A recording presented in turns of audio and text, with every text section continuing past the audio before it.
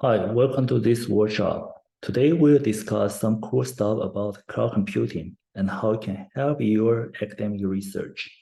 This is the first part of workshop series that will give you something you need to know about cloud computing. In this part, I will give you a big picture about cloud computing and tell you why it is useful for your academic research. I will also let you know the content of the workshop series. So let's get started. In this cloud computing workshop series, we will cover the basics of two popular cloud providers, AWS, which is Amazon Web Service, and Google Cloud Platform, GCP. You will get hands-on experiments with both platforms and learn how to create and manage your cloud resources. We'll also include Microsoft Azure in our future design. Here I list the potential topic we'll cover in this workshop series. In introduction, which is this workshop, you will have basic idea about cloud computing, and you will also know different type of cloud platform and tools. In AWS workshops, we'll let you know how to create and manage a virtual machine on AWS. You'll also learn how to store and access data on AWS using different type of cloud storage. In GCP workshop, we'll discuss how to run instance on GCP using Compute Engine, and we'll also discuss how to save and access data on cloud storage, persistent disk, and Firestore. So after we know some basic stuff about the cloud computing, then we will move on to the HPC cluster, which is high performance computation cluster on cloud service. I will let you know how to set up and run a HPC cluster on AWS and GCP using various tools like AWS Parallel Cluster and GCP Terraform.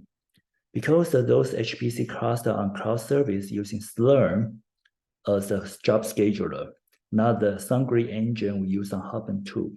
I will let you know how to use the Slurm to submit and manage your jobs on HPC cluster. You'll also learn how to write a script and use a command to monitor your job. So let's start with the basic question. What is cloud service? Before we see the definition of a cloud service, let's look at the timeline of key components of cloud service. Basically, cloud service is any computing resources that deliver over the internet. So everything starts with ARPANET. ARPANET was a prototype of internet developed in 1960s by the US Department of Defense. ARPANET allowed the resources to share data and the resources across the different locations. This is the first key component of cloud service. The second key component service is virtual machine. In 1970s, the concept of virtual machine was introduced by IBM. A virtual machine is a software emulation of a physical computer that can run multiple operating systems and applications. This technique makes more efficient use of hardware resources and increase the flexibility and scalability. And these two technologies are foundational cloud service, which started in the early 2000s. So in this way, some companies provide on-demand access to cloud computing or computing power, storage, software, and other services through the internet. A typical example are AWS, Microsoft Azure, and the GCP. So basically, cloud service is a way of using the internet to access data, software, and other resources that's not on your own device or computer. You can think it's like renting a storage unit or a car instead of buying one. You can pay what you used, and you can access it anytime, anywhere. So these two pictures show you the data center of AWS and GCP in North Virginia and Oregon. This places storage, all the data, and the resources you need for cloud computing. You can access them anytime, anywhere, as long as you have a device on hand and internet connection. So this is the beauty of the cloud service or cloud computing. Cloud service basically including software, platforms, and infrastructure. The first one, software. This is the top layer of cloud computing where you can use a ready-to-use application hosted by a cloud provider. You don't have to install or update anything on your own device, but you also have less control over these features and functionality of these applications. The second one is platform. This is the middle layer of cloud computing, where you can use tools or frameworks provided by a cloud provider and to create or deploy applications. You don't have to worry about the infrastructure, but you still have some flexibility and you can customize some options. The last is infrastructure. This is the basic layer of cloud computing, where you can rent servers, storage, network, and other hardware components from the cloud provider. You have more control over the configuration of these resources. However, you also have more responsibility for them. So, a cloud service is a way of delivering computing resources over the internet. It can offer different components as separate service or as a bundle of service. For example, if we compare it to the traditional on-site server, like what I show over here, we can see the following component. At the bottom layer, we have the physical server, the network connection, the storage device, and the visualization software that allowed us to run the multiple operation systems. On the top of that, we have middleware that connects different applications, data, or any software that for our work. And the first one, IaaS, stands for Infrastructure as a Service. This is the way of getting compute, storage, and network resources over the internet. With IaaS, you don't have to worry about maintaining the hardware in the data center because the cloud provider takes care of that for you. You just need to install, configure, and support your own software like operation system, application, and you also can scale the infrastructure up or down for your purpose. Platform as a service is a cloud computing service that provides you with anything you need to develop, deploy, or manage your apps in the cloud. APPS gives you access to many resources like operation system, database, or development framework, analytic, or more. PaaS is a great option for developers who want to focus on their code but not the platform. The third one is software as a service, or SaaS for short. This is a way of using software without installing the software on your own computer or device. So you can access the software online through a web browser or an app. Some examples of SaaS are email service, Office tools like Microsoft Office tool, or cloud storage. SaaS is convenient because you can use it from anywhere with an internet connection, and you don't need to worry about the software compatibility issue or any hardware requirement. And in the recent year, there is one more service available on the cloud, so-called Function as a Service, FaaS. FaaS lets you write a small pieces of code. We call it functions. And those code or small pieces of function only run by some events. So you don't manage the service or scaling or paying idle time. FaaS is type of serverless computing, which means you can focus on your code and let the cloud provider handle the rest. FaaS is great for creating microservice, data processing, IoT device, or something more. There are three types of cloud provider. The first one is private cloud. If you want to store your file online without sharing them with anyone else, you should use private cloud. A private cloud is a computing service that offers a selected group of users, usually within an organization. A private cloud gives you more control and customization over your data and resources. Typical examples of private cloud are iDrive and Microsoft Azure. With a private cloud, you can enjoy the convenience and security of cloud storage without risking your privacy. And the second one is public cloud. Public cloud is a type of cloud computing service that offers resources like storage, compute, or network to anyone over the internet. You only pay for what you used, and you can scale up or down as needed. Some example of public cloud providers are AWS, Microsoft Azure, and GCP. And there's a third type. The third type is hybrid cloud. Hybrid cloud is a way of using both public and private cloud in a flexible and efficient manner. It allows you to choose the best option for your needs, depends on factors. And those factors are such as the cost, performance, or security, or scalability. For example, you can use the public cloud to store and to process a large amount of data. And meanwhile, you also can keep your sensitive and critical data in a private cloud. Hybrid cloud is a popular choice for many businesses that want to enjoy the benefit from both sides and without compromising on quality or control. So cloud service becomes more and more popular in these days. They allow people to store, access, and share data online without issuing any issue, about hardware, software, and security. Cloud service also offered many benefits like scalability and flexibility. The growth of the cloud service is driven by several factors. Some factors like increasing demand of online collaborations, the rise of mobile device, and the development of artificial intelligence, which is AI, and of course, the machine learning. So cloud services are expected to continue growing in the future as they provide more value to both individuals and business. And currently, AWS is the leader in the market right now. They have most customer, feature, and regions. Microsoft Azure and GCP are also popular choice, but they're still behind AWS in terms of marketing and capability.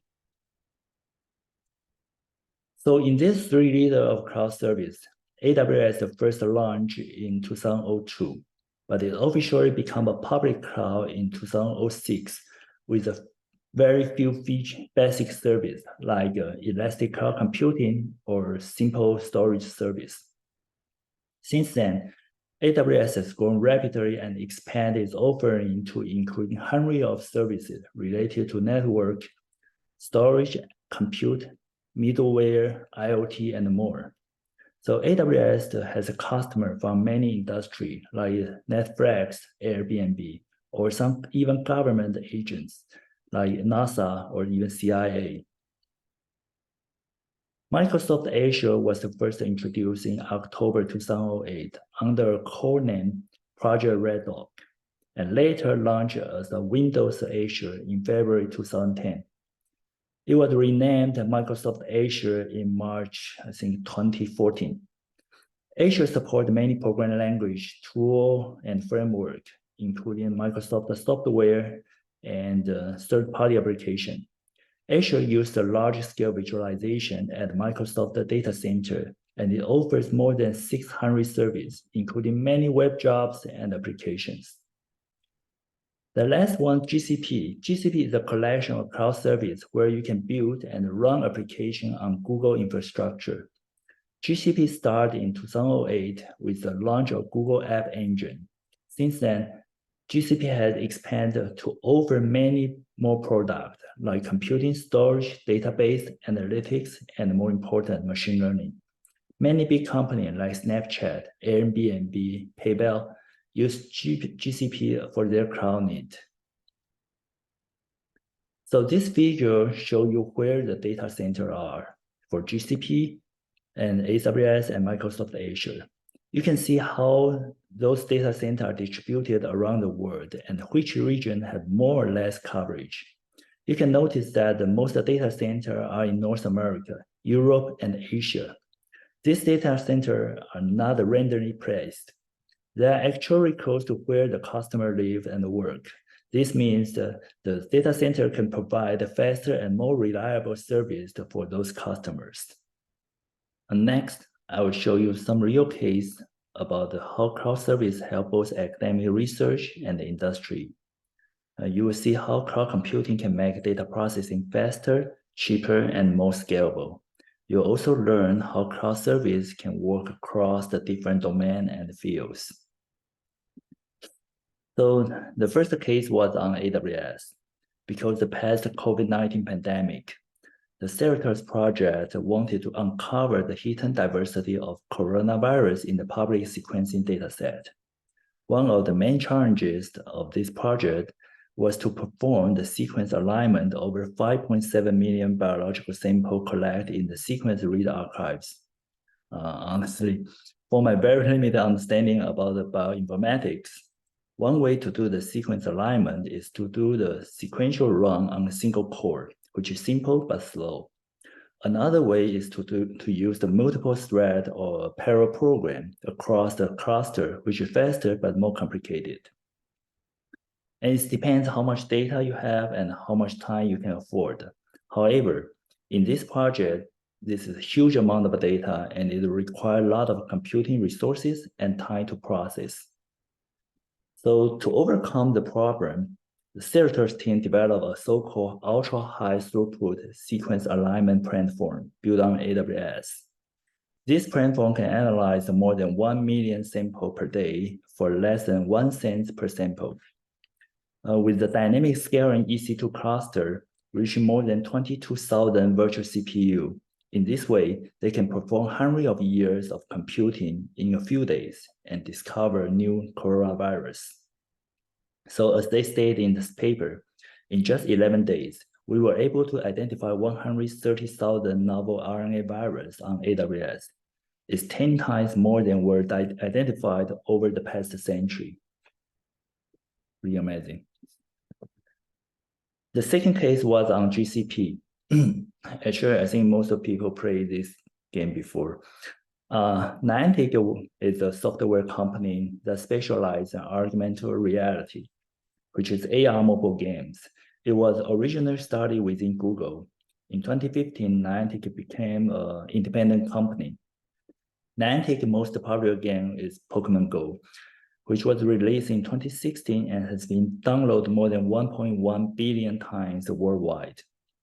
Pokemon Go is an AR game that allows players to catch and battle Pokemon in a real-world location. This game was a huge success, but it also faced some challenge when it was launched. This chart shows you the condition of data transfer when Pokemon Go was released. The worst case scenario was 5 times of Niantic expected, but actually the demand was much higher when the game was released, and the result was just a server crashed. So how did the Pokemon Go handle such massive loading over the server? The answer was on its back-end architecture, which used several GCP products. So the first, when the player catch a Pokemon, the server gets a request through a cloud loading balancing, which distributes the traffic across the multiple regions and the instance. Cloud loading balancing can handle more than 1 million requests per second with high performance and low latency. Next, the request is then processed by Google Kubernetes Engine, which is GKE. And GKE scales the containers to run the game programs. And GKE also uses the Cloud Spanner. And Cloud Spanner is a global distributed database that offers strong consistency and high availability. And the last, the game state is updated in memory using the spatial data structure. Those data are also stored in the cloud Bigtable and track all players' action. The data then analyzed by the cloud BigQuery, which is serverless data warehouse. BigQuery helped the game develop understand the player's behavior, and the company used those data to improve the game experience or marketing strategy.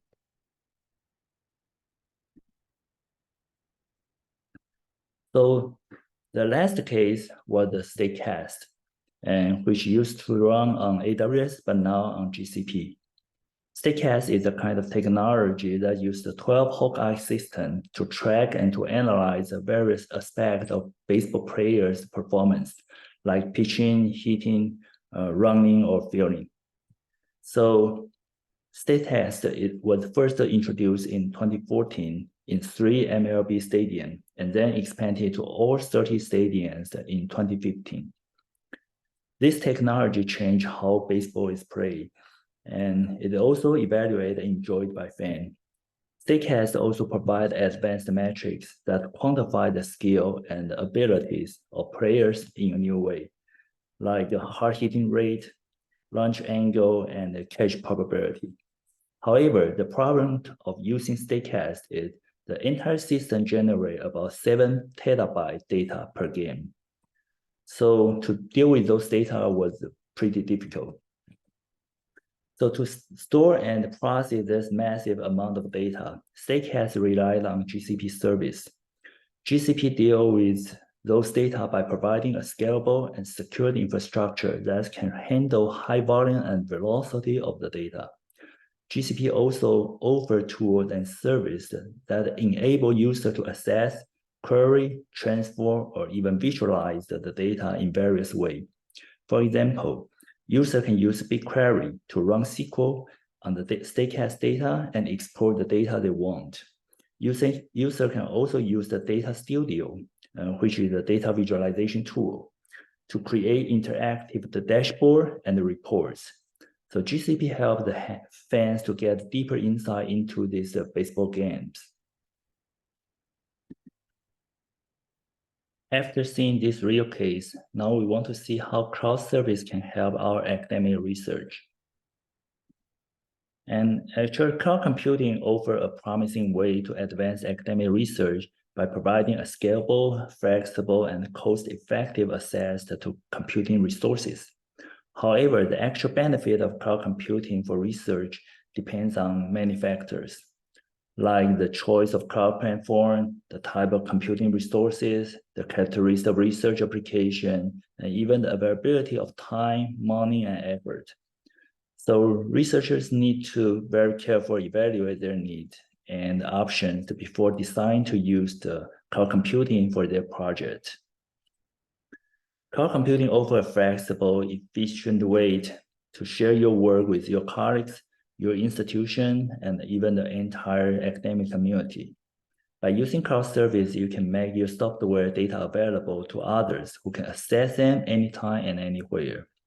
You can also install and use any software you need without depending on system administrators. You can obtain the resources you need without a long delay or waiting times. Cloud services can also preserve your software, data, or anything beyond the duration of your project. So the other researcher or other people can reuse your output, reproduce your result, and accelerate the research process. So typical example scenario to use cloud computing can be like you are working toward a paper or project deadline, and you have multiple thousands of simulation or data analysis need to be done in a short time. Instead of using your own computer, which may not have enough processing power or storage space, you can use cloud computing to run your simulation or data analysis on multiple servers in a parallel way and get the result faster and more efficiently. The second scenario could be like you have simulations requiring a huge memory or some advanced CPU or GPU, which is beyond the capability of your own computer. For example, you want to train a deep neural network on a large data set, or you want to perform a complex optimization problem. With cloud computing, you can access high-performance computing resources that can easily handle your work. So actually, cloud computing is a powerful and convenient way to access the various resources over the internet. However, this is not a one-size-fits-all solution for every situation. Before you jump into using cloud computing, you need to think about something. First, are you allowed to store your data on the cloud? Some data may be sensitive or confidential and require some special permission or security. So you need to check your data provider or owner before you upload anything to the cloud. Second, Do you understand the requirement of your application? You need to know how much CPU, memory, storage disk, or even the network resources for your application. You also need to know how to scale up or down depending on the demands. You also need to know how to optimize the resources for your project. And especially you don't want to waste time or money on some resources that you don't need. You can use tools or techniques to monitor or improve the performance of your application and reduce the cost. So last, can you estimate the cost of using cloud? Cloud computing is not free. And of course, you need to pay for what you used. So you need to have the budget or plan for how much you can spend on the cloud. You also need to make sure that your founder are okay with this option so you can report the expense. So far we have learned some basic about cloud computing in this workshop. Cloud computing is a pretty nice technology that allowed us to access data and server over the internet. But there's something more than that. In the next part, we'll explore some key concepts of cloud computing and learn how to use it more efficiently. So thank you.